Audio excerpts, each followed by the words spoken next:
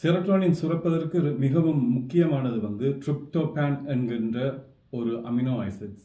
இந்த ட்ரிப்டோபான் என்கிற amino acids இருந்தால்தான் செரோட்டோனின் சுரக்கும். அப்ப என்ன செய்யணும்? நாங்க இந்த ட்ரிப்டோபான் அளவை சுரக்கும் தன்மையை அதிகரிக்க வேணும். இந்த சுரக்கும் தன்மையை எப்படி நாங்கள் அதிகரிக்க பண்ணலாம், அதுதான் ரொம்ப முக்கியம். இது உதாரணத்துக்கு இப்ப வாழைப்பழம் சாப்பிட்டீங்களாக வாழைப்பழத்துல ட்ரிப்டோபான் அதிகமாக இருக்கின்றது.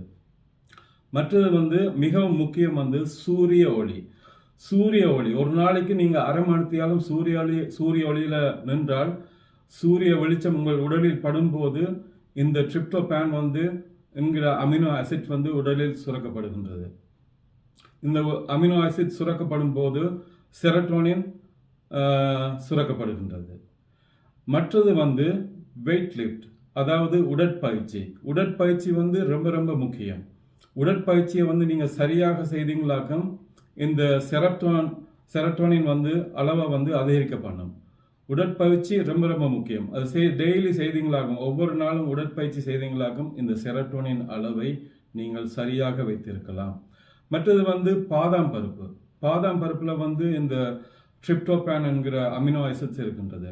மற்றது ரொம்ப ரொம்ப முக்கியமானது மெடிடேஷன்,